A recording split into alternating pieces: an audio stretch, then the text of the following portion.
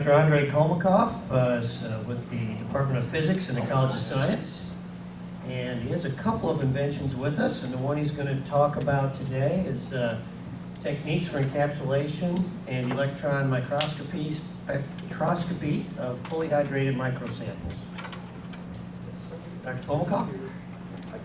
Thank you, Cal, for introduction.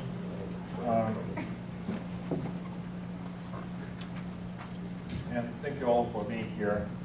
So, so I'll talk about today, what I will talk about today will be the new kind of technology which we're developing here at SIU for probing the interfacial processes in a real-world environment. Assume, for example, that you need to probe, let's say, the electrochemical process in the batteries, just on the surface of electrodes. Or you want to test the again, surface processes which are taking place in, let's say, cells, or in kind of radioactive materials. You would be amazed to know that there is very little amount of techniques which are able to do that. And the reason is we are talking about very, very thin layers, and we are talking about very, very small amount of atoms compared to the bulk material. Photoelectron spectroscopy, so-called XPS, is one of the most powerful methods to do that stuff.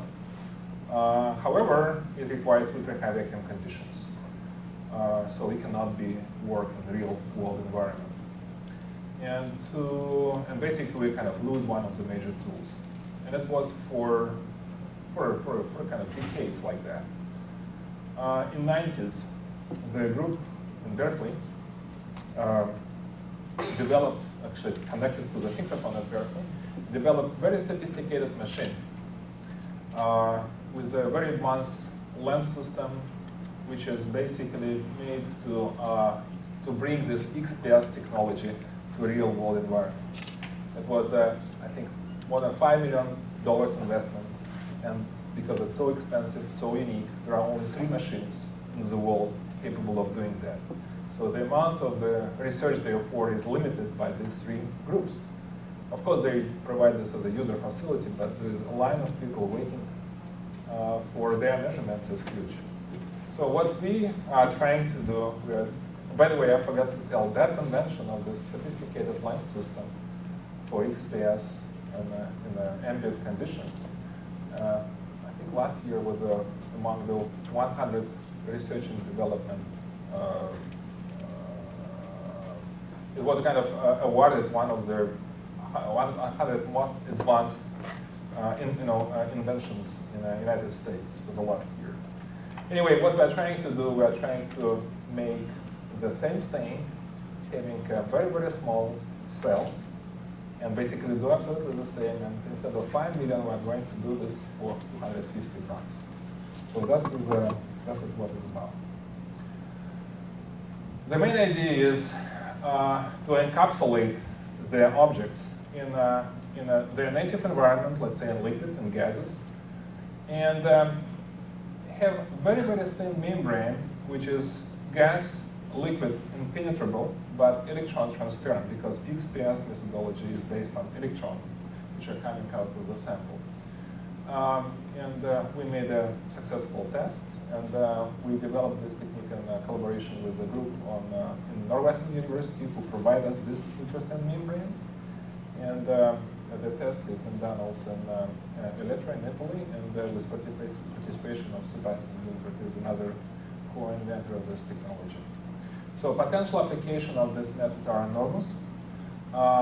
It's all this energy research in situ, in vivo, in batteries, for example, in battery electrodes, in catalysis, in biomedical applications, in forensic science, and toxic studies and radioactive studies can be made by this kind of technology. So therefore, we really anticipate a big input of these kind of studies to the field to those kind of fields. So what is the principle of operation? So let me, for example, have our sample here. And the sample, and we want to probe the surface of the sample. Okay? the challenge is, and we want to probe it in a real world environment, let's say in liquids or in high pressure environment. And we want to do this with this powerful XPS method. Again, remember, XPS is requiring vacuum. So, however, in these environments, the electrons which are coming out of the sample and actually which serve as an agent for the signal, they unfortunately scatter and they can fly freely only 1 micron in air conditions. If you go to liquids or any kind of solid or dense environment, we are talking about 1 nanometer mean free paths. After that, this agent, this electron, lost completely information about the object. And that's the entire change. So basically, for a long time, people thought it's completely impossible to do this kind of things in the real world environment. So again, that's one of the first machines who was trying to address this issue was, again, this machine in Berkeley at the Advanced Light Source.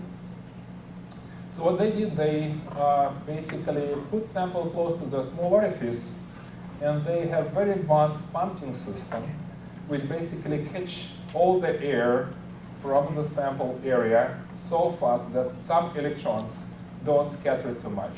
So for development of this advanced and very sophisticated lens system and pump, which is coupled with a pumping system, they got this award last year for the best invention of the year.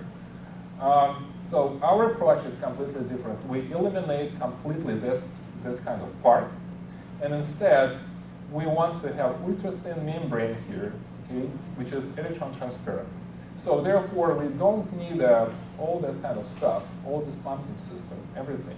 We simply have our sample in our native environment, and we have outside the vacuum conditions which are most suitable for operation of XPS technique, and any kind of electron-based technique. So that's a point. So how we do that? So how we do this membrane? So membrane is a key of this technology. Again, for a long time it was not possible. There were no membranes in the world which would be thin, robust, gas impenetrable, and electron penetrable. So it simply doesn't exist. Until recently, when I think 2004 people discovered graphene and graphene-based materials. This is simply a layer of graphene, of carbon molecules, two-dimensional, basically, membrane, very robust, very electron transparent, and gases cannot penetrate through. So based on this graphene material, what we did, we simply took commercial dyes, silicon dyes, which have a small hole inside. Actually, we drilled this hole by ourselves, and we cover this hole with our graphene. In our case, it was graphene oxide flakes. So the entire flake is not very visible here because they are transparent. So it's covering this kind of hole. So therefore, inside this cell, so this is the design of the cell. So this is the silicon dye, which has a small hole here, and this hole is covered by graphene material.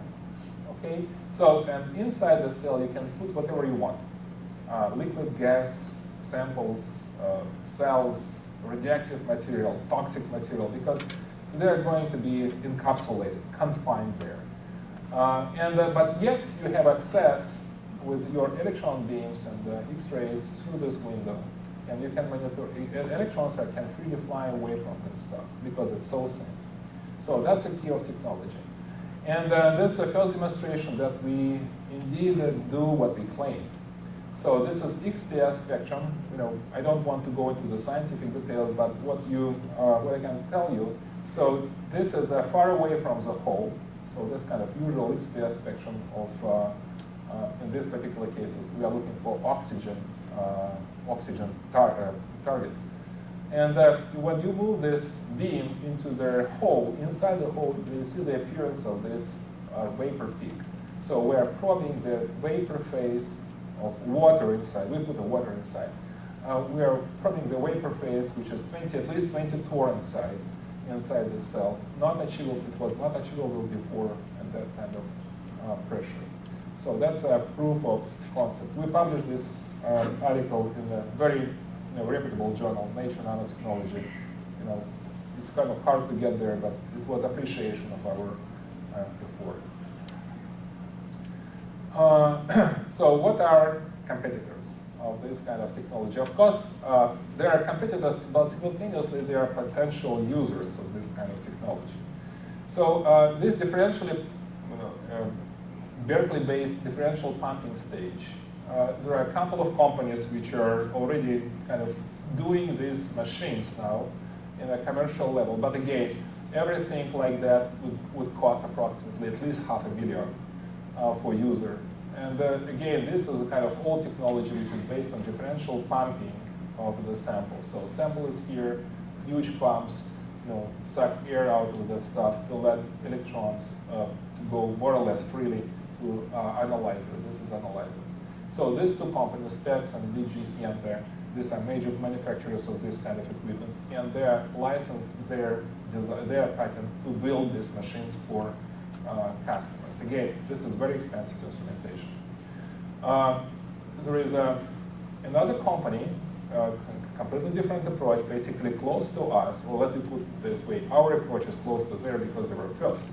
It's an Israeli company which invented so-called quantomic sweat cells. These quantomic sweat cells are basically also membrane-based approach, but they're using very thick membranes, which are not suitable for XPS, too thick, something like 200 or 100 nanometer thick, but pretty much suitable for example, scanning electron microscopy.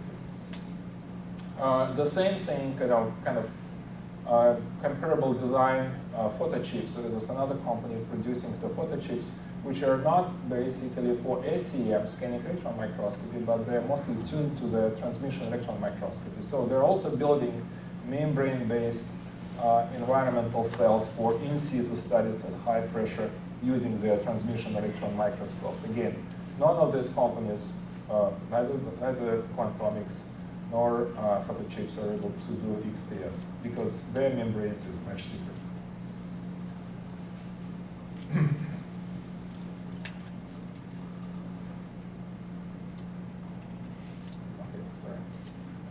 So the comparison of their products. So again, Specs and Sienta, they can do XPS through of the samples in the native environment. Unfortunately, up to only something like few tours. They're extremely expensive. So therefore, I don't mark this kind of thing. No TM, no CM. TM, it's transmission electron microscopy. One of them, also electron-based powerful analytical tool. SEM, it's scanning electron microscopy. Quantomics and photochips can do the things at high pressure, both of them, but they cannot do XPS. Again, XPS is one of the most powerful tools to analyze interfacial processes. They're also low price because they're based on this membrane-based microchips. And this is actually kind of our approach. We're using, instead of this usual membranes, we're using the graphene or graphene-based materials, which are extremely transparent. And we can cover XPS as well. What is the status? We made prototypes. So this, by the way, it's an image, an electron microscopy, one of this graphene-based membranes. And you can see actually how it looks like. In the background of this graphene, there is gold nanoparticles immersed in liquid. So and the image was taken in vacuum. So, but inside the cell, through this window, you can see the liquids with nanoparticles as a test sample. So we made these prototypes. We demonstrated this. We are able to do SEM, so scanning electron microscopy, and XPS, X-ray photon spectroscopy through these windows. We published 2 articles on that. One is accepted and already released. Another in SCS Nano for electron. For scanning electron microscopy is pending, just received the referee report yesterday, and it's going to be probably accepted in the next round. So what we think are still remaining challenges. First of all, we need to improve robustness, mechanical robustness. We're still struggling with the low yield of the cells. okay, so we have to produce something like, let's say, 100 cells to get, let's say, 5, 10 working. So the technology of having them kind of reliable is not there yet. We are still working on that. The membranes of graphene, they're not extremely clean, so we want to have them clean. That needs to be improved. The beam itself, either electron beam or X-ray beam, can damage these ultrasound membranes, and we need to address this issue as well. So we need approximately 1 year and some kind of investment in the order of 100K to address these issues and put that level of technology on kind of commercial stage. As a market for this, potential market for this kind of technology, it's of course research institutions, universities which are trying to look on fundamental science in real-world conditions. Industrial research and development labs, which are dealing with catalysis, food industry, cosmetics, biomedical things. They want to see the processes which are going on the microscopic level inside, under normal condition, using XPS or electron microscopy. Army, which is dealing probably with radioactive materials which you cannot probe in usual instrumentation, and you want them to be confined in the kind of limited volume, because otherwise they can contaminate everything of their instrumentation. That will be probably very useful for them. The same for forensic labs. Sometimes you have a sample that much, and that's it. So you cannot repeat experiment. You want to confine, encapsulate your object, and be able to study this. I just estimated roughly, based on the approximate price of this cells and the usage of this cell, is a 50 million per year. Profitability is the following. We estimate that we need approximately $100 to fabricate this cell and test it, and we can sell it for something like $250, which is a pretty good price for this kind of product, pretty cheap. Opportunities. So there are a lot of companies which are producing this kind of membranes thing, but they're much thicker. So these companies probably would be interested to license this technology, because that will definitely be beneficial for them to have new possibilities because of the small thickness. All this equipment, vacuum, these big players which are producing super high vacuum equipment and want to move to the high pressure business, they will probably try to implement this technology, our technology, to their instrumentation, so they would be interested in that stuff. Of course, we can probably start our own company here if we have enough support. So there's the current status. So the invention disclosure form was filled in the basically beginning of this year, and this is a original patent application is pending. This is our contact information for those who visit us. And with this kind of technology, please visit my webpage with kind of general information about us. These are my email address, phone, and if you have any questions, please go ahead. Thank you for your attention.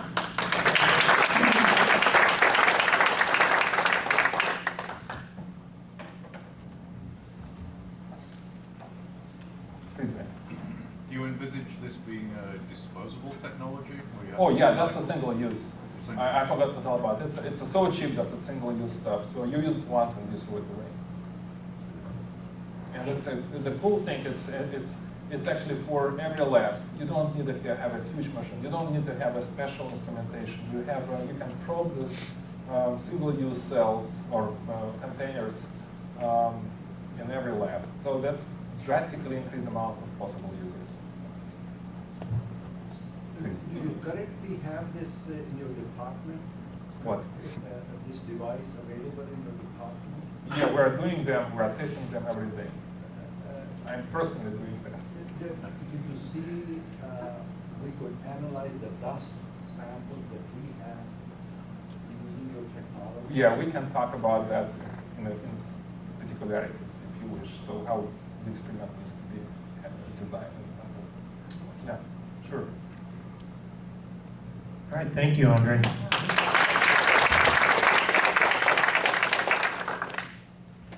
And moving right along. And we want to stay on time, so we break in time, very timely manner for lunch. Next we have Dr. Colleen Scott from the Department of Chemistry in the College of Science. And she's going to talk about spirosilanthrosine as red and near infrared sensors and probes, also known as Carbondale Reds.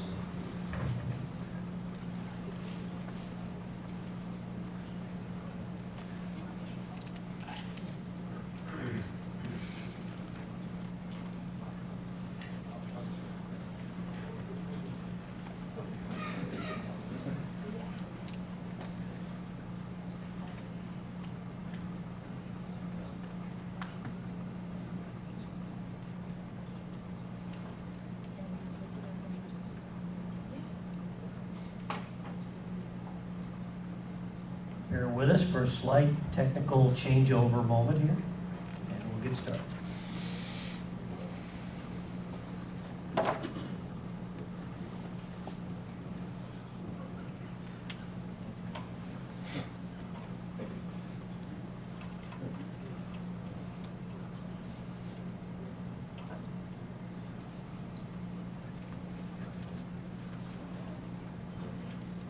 While we have a moment, also a co-inventor on this technology is Dr. Matt McCarroll, also from the Department of Chemistry, who has joined Colleen as well.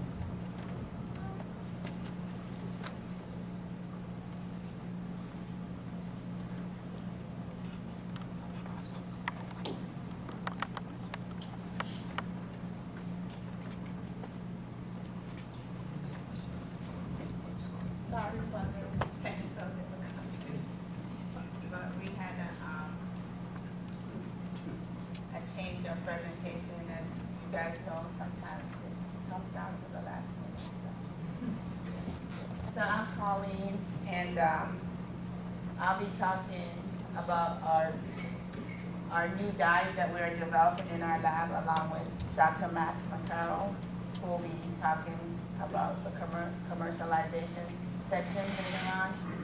And so we were looking at some silent anthracene. We named them tentatively Carbondale Red dyes at the moment as red and near infrared sensors and probe. I just would like to say before we begin that I joined this project about a year and a half ago, unfortunately, with the passing of one of our professors who was working on this project. So it's really dear to my heart. I promised him I'm gonna get into commercialization. Just kidding, I didn't promise that, but I did promise him I'll do my best to get this project moving forward. So our probes that we have developed can be used to make devices, or what we call sensors, for a variety of applications.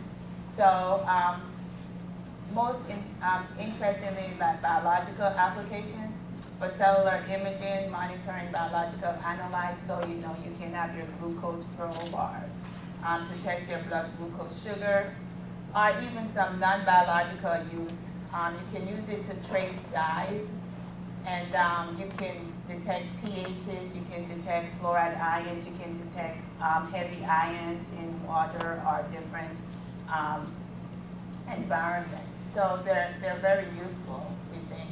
Here are the developers. Dr. Daniel Dyer, he passed away last year, so he was instrumental in getting this project moving forward. And Colleen, that's me, Matt, Dr. Wang, and our graduate students that work really hard on this project, Quinn Best and Narsima Satanapali, who would like to give them credit also. So in terms of the technology, fluorescent microscopy is a very important area of the biomedical field, and is in very high demand.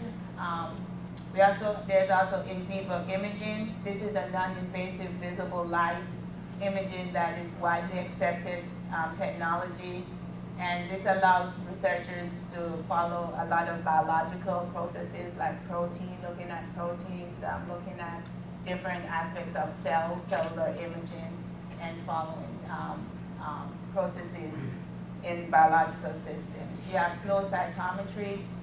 This is a technique that's used to count and examine cells or microscopic particles, and this is widely used also. fluorescent correlation spectroscopy. This is correlation analysis of the fluctuation of fluorescence intensity as molecules move around. You can see those. Enzyme link immunosorbent assay. This is a widely used assay in the biochemical area, and it's mainly used in immunology to detect the presence of antibody or antigen in samples. Or we can also do that tracing like I mentioned earlier. Possibility of licensing to molecular probe, that's our target right now. We're looking into making contact with them and see what they think about our technology. So in terms of the technology detail, how does it work? So basically, we have fluorescence. So if you have what in our chemical term we call homo-lumo gap of a molecule, then if we have a receptor bound to that molecule, that can interrupt the fluorescence technique. But when it binds to an analyte, as in this case, so if an analyte is bound to the receptor, then the HOMO moves out of the fluorophore homo-lumo gap, and then when you excite the fluorophore, it excites an electron here, and then it relaxes and it gives off color that we say is fluorescent. So we can have it in the on stage or the off stage. So in the off stage, there's no analyte bound, but once it detects an analyte, whatever it's in the cell, in water, whatever the environment is, then it turns on and you can see it lights up and you can use it. So binding alters the energy of our molecular orbitals, and that's what we're looking at here. So if we take near infrared dye imaging, if we shine a light on this area that we stain with the dye, and it can show up in the area that has the tumor cells because it's recognizing some analyte in the tumor cells that causes it to fluoresce, and we can see it. So it's a very useful imaging technique. So key aspects for imaging, in our case we need longer wavelength dyes for better in vivo imaging. Why? Because it gives less scattering, so you can get better resolution of your image.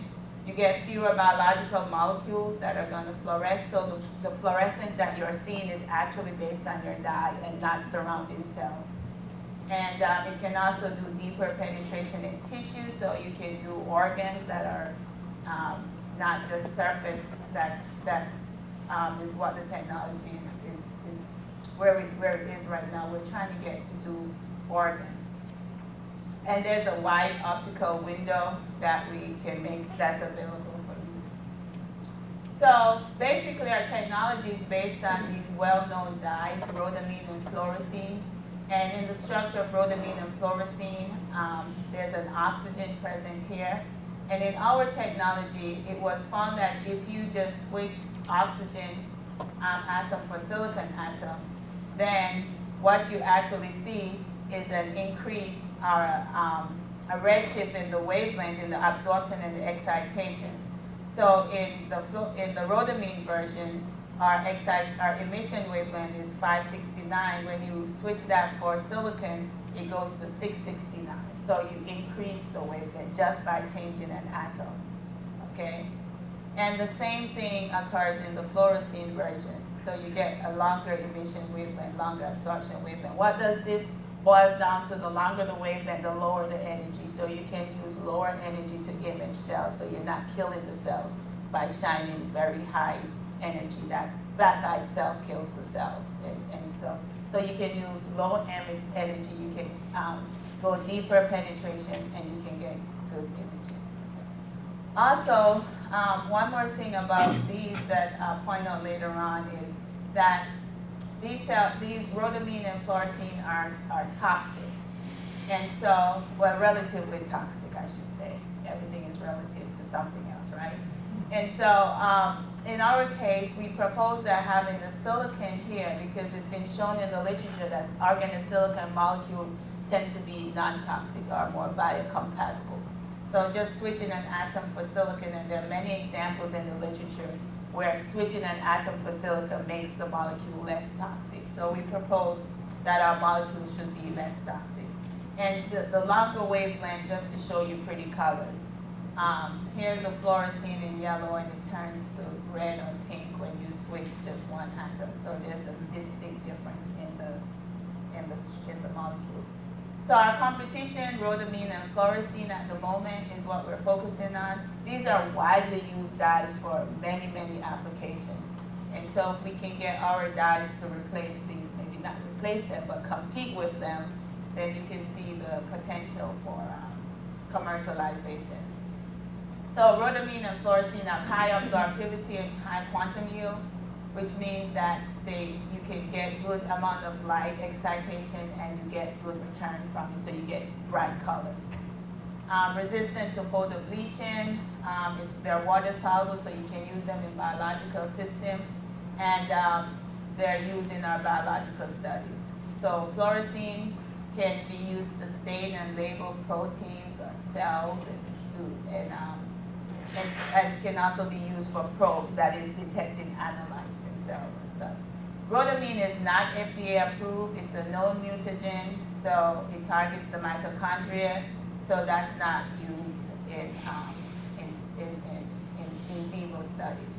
But fluorescein has been approved to stain your eye, so in ophthalmology test studies, at very low concentration. Another interesting area that we're looking in for these, our molecule, is to use them as photosensitizer. So fluorescein derived rose bengal, so here is the structure for that, have been shown to have high conversion to singlet oxygen.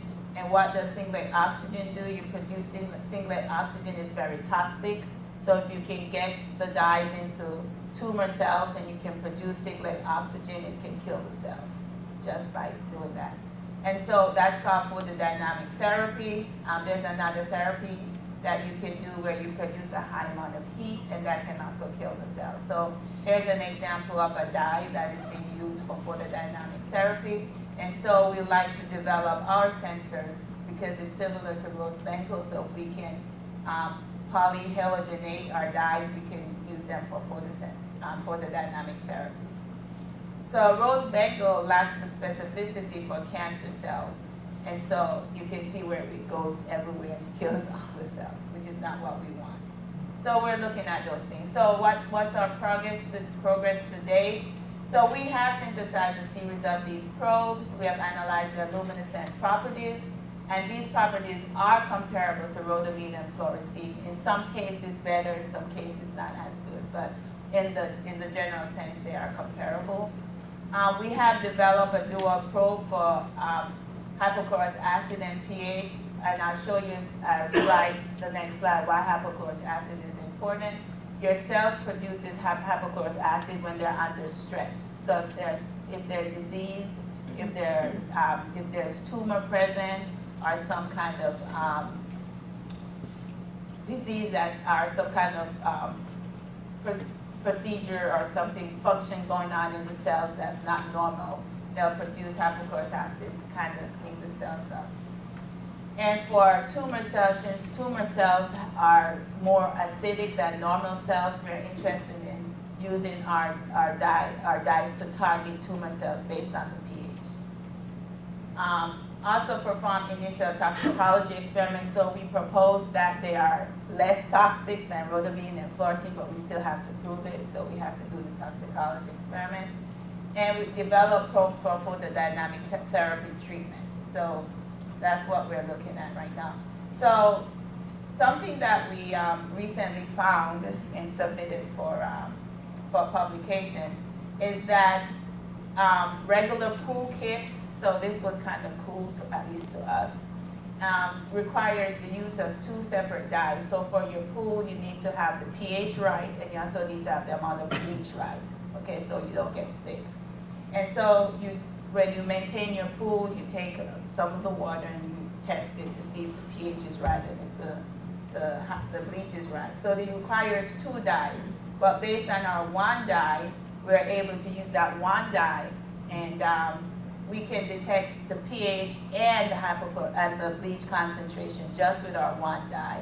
So the color is different based on the pH, and the color is also different based on the concentration of your bleach. So we can develop a key strip, and then you can look at it and say, oh yeah, it's this bleach, this amount of bleach and this amount of pH. So we're pretty excited about this right now. So I would like to see this in Walmart sometime. Another, so we have only done preliminary toxicology studies, and we're limited right now with manpower, having the people to actually do these studies. So far I'm showing you these experiments without rhodamine because we have compared it with rhodamine, but the problem with rhodamine and our experiment right now is the wavelength at which we're excited in. Rhodamine absorbs a lot in that wavelength, so it outdoes the cells because we're looking at how much of the light that the cells absorb and fluoresce. So as of now, I can say that our silicon version of rhodamine and fluorescein are not killing the cells. So that's the positive part. They're about the same as the control. However, we're seeing some increase in the absorption for the rhodamine, for our rhodamine, and we believe that has to do with the wavelength at which we're doing it. So we have to repeat these experiments with optimum wavelength so we don't see this. What we believe right now is just a false positive, that the cells are actually thriving under our conditions. So we're repeating this study right now and we have found the optimum wavelength. We just haven't had a chance to repeat the toxicology study. But at the moment, we know we're not killing the cells. So preliminary results on our photodynamic therapy. So we have synthesized, I'm sorry, this should be a silicon here. So this is the silicon version. This is the silicon version. No, actually, this is the rhodamine version. We are actually trying this first with the rhodamine version to see if we can develop a photodynamic therapy procedure and using this as a photosensitizer for singlet oxygen. So we are starting here, and then we'll convert that into the silicon version. So we are looking at, this has not been done, this study has not been done for the rhodamine version, so we need to see that first. But what we have seen so far that it does, so here's the standard rose bangle, so that's our control right now, or the state of the art right now for us. And right now we're seeing that it is functioning as a photosensitizer, but not as well as rose bangle. But rose bangle has a lot of iodine everywhere. So we are optimizing this at the moment to see if we can push it closer to rose bangle. And then we will substitute the oxygen for the silicon and repeat the process. So right now, it's in my opinion, is a positive outcome. So we're not the only one working on these, but we're the one with the patent. So there are results in the literature for us to show that our dyes can be used in microscopic imaging in this paper by a Japanese group that are working on the same thing we're working on. They have shown that you can see phagocytosis occurring. So here's xanosan, and your neutrophil is going to contain the dye, and it's going to encapsulate the xanosan, and it's going to turn it on, and you can actually see it. So they've also showed that you can actually do tissue in the stomach. So this peritonitis is a bacterial fungal infection, and it's found in the abdomen wall, and you can see that when they turn it on, you can get imaging. So, and this is based on the dyes that we're working on. Unfortunately, they don't have the patent. So it's doing good stuff. Some of the hurdles that we have right now, we need collaborators to do these biological experiments. We don't have the expertise in our labs to do it. We are collaborating with someone to do the toxicology. We need imaging studies and other kinds of studies. We're going to need money to do that. Depending on the studies that we will be performing or need to do, will determine the amount of dollars that we need. And one of our limitations right now is manpower, the number of students that I have on this project full-time. So we need at least right now about three graduate students working on this for about a year. And I think we can get a lot more data on this. But most importantly, we like somebody to pick this up and do all the work for us. So that would be ideal. So I'll let Matt, I think I have this slide. Yeah, I think this is my slide, and then Matt will take over after this. So the potential market you can see is very large. So there's no doubt about the potential of the market. And these dyes sell for a lot of money. 25 milligrams costs $177, 25 milligrams. I don't know how much it will cost at the moment to develop our dye. At the moment, for me, it's priceless until we can put a dollar amount on it. So it will be comparable to these things. So these dyes are very costly. And I'll turn it over to Matt.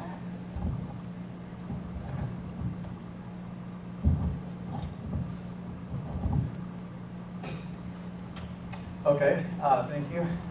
So I'm going to talk just a little bit about, try to give you a feeling for the development and marketing potential for this technology.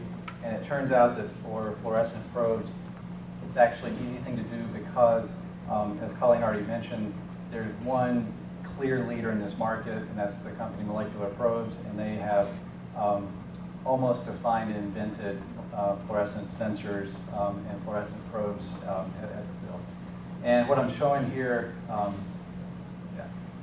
just to give you an idea of what these look like. So this is an image that's basically, I forget which type of cell, but it's basically a fluorescence microscope image of the cell system. And you can see there are different colors. It's a little hard to see with this light, but you can see the red color here, and the green, and the blue. Those are basically different fluorophores that have different excitation emission spectra. So they're going to fluoresce in different colors, and they, depending on the application, can be located differentially. In this example, you're seeing where they're located differentially so you can identify different parts of the cellular system. And there are actually a huge number of probes that have been developed, but there's an even larger need for new probes that basically have different colors or different functionality. And that's the difference between a fluorescent probe, is where you might just simply tag something so you can see where it is in the cell, as compared to something like the hypochlorous acid sensor, where it may locate within the cell, but then give some signal that's proportional to an analyte. So you can tell what the pH is in a certain part of the cell, or the concentration of hypochlorous acid.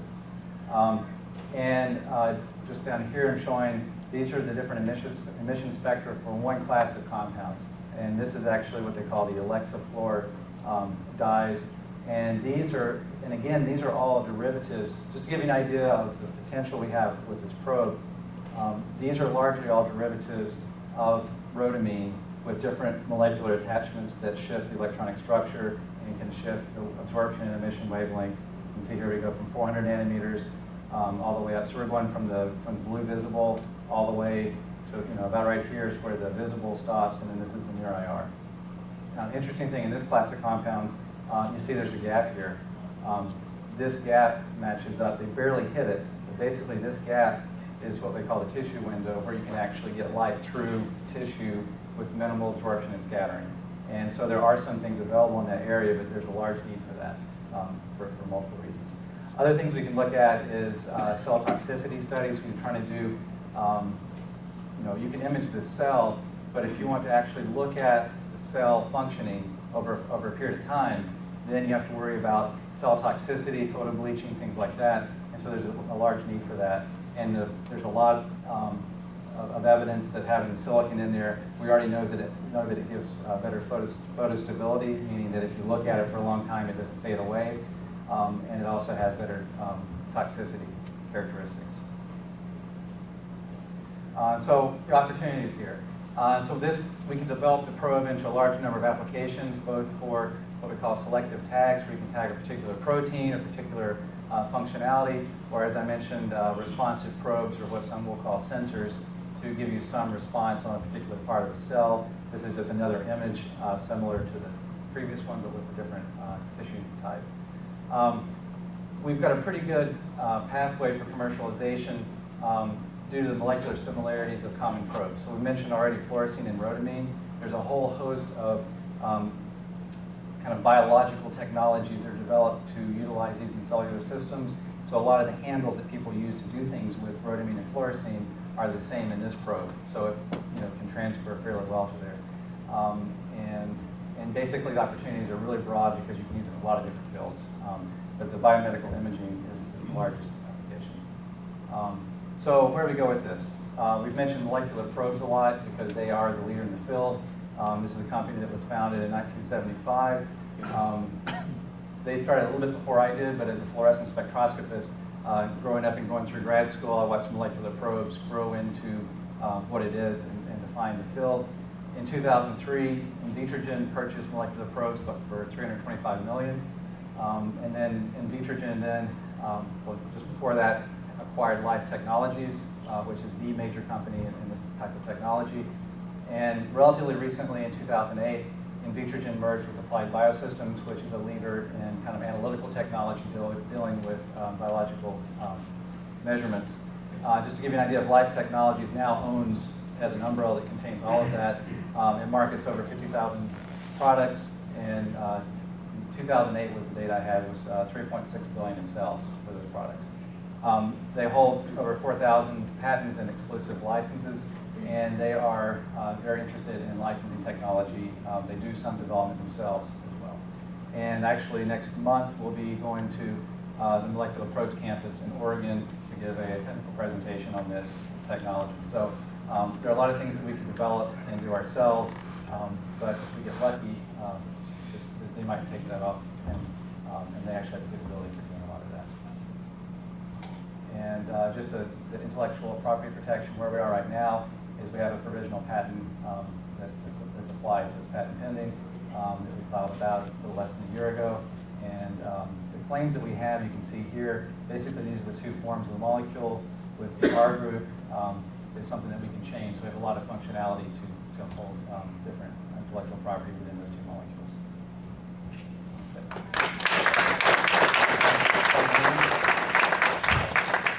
Here's our contact information. And just to give you an idea of Carbondale red, the reason we did that, if you look at these probes, they have like Tokyo green, Oregon green, Texas red. So there's like a precedence for naming these after places or children of the people that started the company. And so we thought we'd go with the Carbondale red for this one. Well, we appreciate the Carbondale red presentation, and hope that one day that's one of the leading sensors, and Carbondale's all over the map in terms of probes and sensors. And we've got to adjourn for one question from. I just have a suggestion. You might think about Carbondale in the room instead of We're flexible there. You need to change the spectrum that it senses to a more of a burgundy. Right, or maybe Soliki red. But since we're already a little late, let's adjourn for lunch. It's out there in the atrium, ready to be served. Thank you very much.